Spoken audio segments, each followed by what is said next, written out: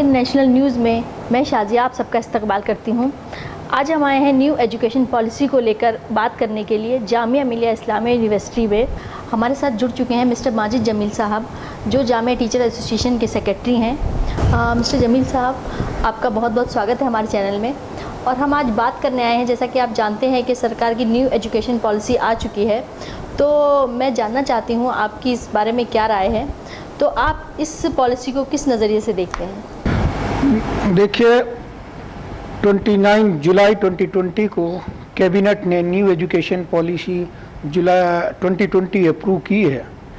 Paper पे तो ये बड़ी एम्बिशियस पॉलिसी लगती है और इसके बारे में सरकार तो बहुत लंबे चौड़े वादे कर रही है, लेकिन अगर मैं इसमें देखता हूँ कि इसमें कुछ चीज़ें अच्छी कही गई हैं और कुछ चीज़ों पे हमारे सवालात हैं कि वो सरकार उन पे कितना खरा उतरेगी। इसमें एक बड़ा अच्छा ऑप्शन दिया है हायर एजुकेशन में। यूजी लेवल पे स्टूडेंट्स को ऑप्शन होगा कि अगर वो किसी भी वजह से अपनी डिग्री को 4 साल की जो डिग्री प्रोग्राम है उसमें पूरा कंटिन्यू नहीं कर पाते और 1 साल के बाद कोई ऐसा स्टूडेंट के सामने ऐसी प्रॉब्लम आ जाए कि वो अपनी एजुकेशन को डिसकंटिन्यू करना चाह रहा है, तो उस पॉलिसी में ये है कि स्टूडेंट के पास वो 1 साल उसका वेस्ट नहीं होगा और उसमें ये ऑप्शन होगा कि वो 1 साल बाद अपनी एजुकेशन को डिसकंटिन्यू कर सके और 1 साल बाद उसको एक सर्टिफिकेट मिल जाएगा। तो इसको सरकार ने कहा है कि मल्टीपल एंट्री मल्टीपल एग्जिट। तो इसी तरह अगर 2 साल बाद कुछ ऐसे हालात बन जाते हैं स्टूडेंट के लिए कि वो अपनी पढ़ाई कंटिन्यू नहीं कर पा रहा है, तो उसके 2 साल वो वेस्ट नहीं होंगे। उसको हम ये डिप्लोमा लेके स्टूडेंट जा सकता है 2 साल में और वो 2 साल के बाद कभी भी आके अपनी पढ़ाई को कंटिन्यू कर सकता है।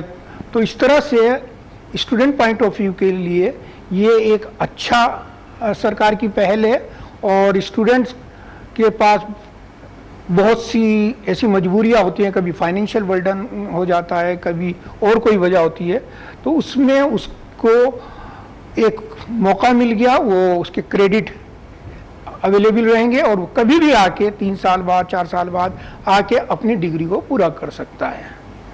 तो ये एक अच्छा ऑप्शन है।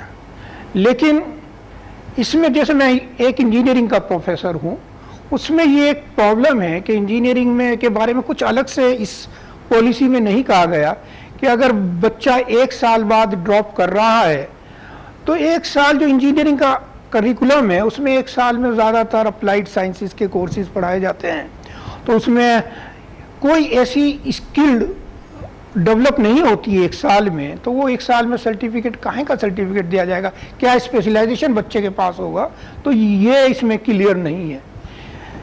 इसी तरह क्योंकि अगर प्राइवेट कॉलेजेस में जहाँ एडमिशन्स होते हैं और वो सेल्फ फाइनेंसिंग कोर्सेज हैं, उसमें अगर सपोज 50% बच्चा ड्रॉप आउट हो जाता है तो उस कोर्स की कितना वो आगे फिजिबिलिटी होगी उस कोर्स को चलने की।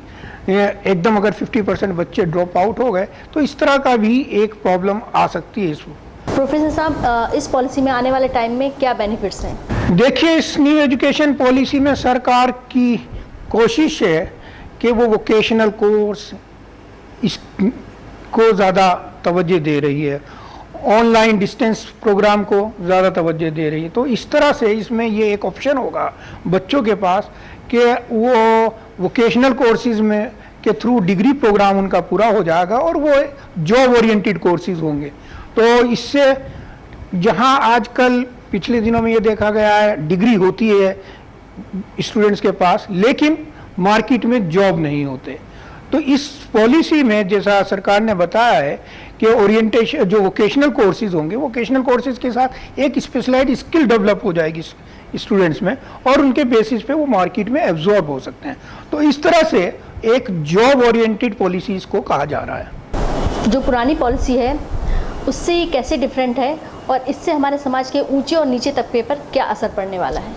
देखिए, जो पुरानी एजुकेशन पॉलिसी थी हमारी, वो 5+3+3, फर्स्ट प्राइमरी, देन मिडिल, उसके बाद 4 साल का 9, 10th, 11, 12th और फिर 3 इयर्स का डिग्री प्रोग्राम था।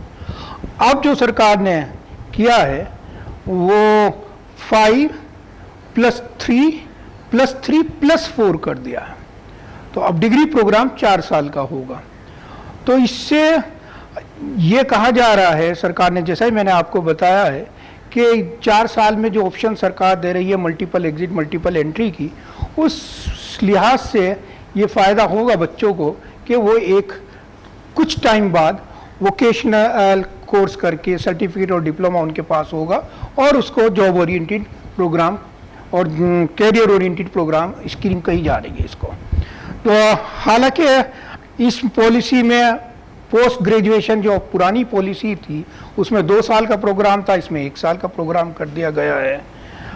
टोटल टाइम पीरियड तो उतना ही लग रहा है, लेकिन यूके में अभी भी पोस्ट ग्रेजुएशन 1 ही साल का है।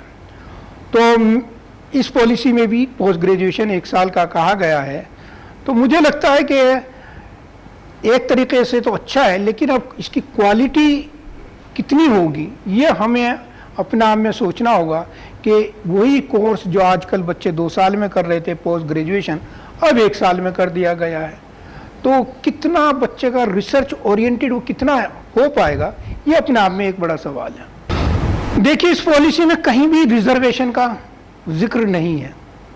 हमारी पुरानी पॉलिसी में ओबीसीज SC STs के लिए एक रिजर्वेशन था, लेकिन मुझे बड़ा ताज्जुब है, पूरी 66 पेज का जो डॉक्यूमेंट आया है उसमें कहीं रिजर्वेशन की बात नहीं की गई है।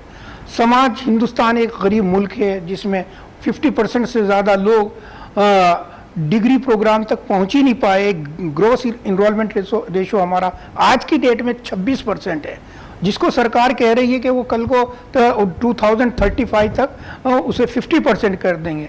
लेकिन कैसे कर देंगे? जो गरीब आदमी बेचारा जिसे अपने खाने पीने की प्रॉब्लम है, वो कैसे वहाँ पे पढ़ पाए? तो मैं ये चाहता हूँ सरकार को इसे क्लियर करना चाहिए कि कोई ऐसी स्कॉलरशिप स्कीम देगी जिससे बच्चे, गरीब लोग, गरीब समाज के लोग, वो अपनी पढ़ाई को कैसे आगे लेके चल सकें। ये पॉलिसी अनएम्प्लॉयमेंट को दूसरी पॉलिसी से कैसे जोड़ेगी? देखिए, आजकल हिंदुस्तान में बहुत ज़्यादा अनएम्प्लॉयमेंट है, लेकिन इसीलिए सरकार ने इस पॉलिसी के तहत वोकेशनल कोर्सेज़ को इंट्रोड्यूस कर रही है।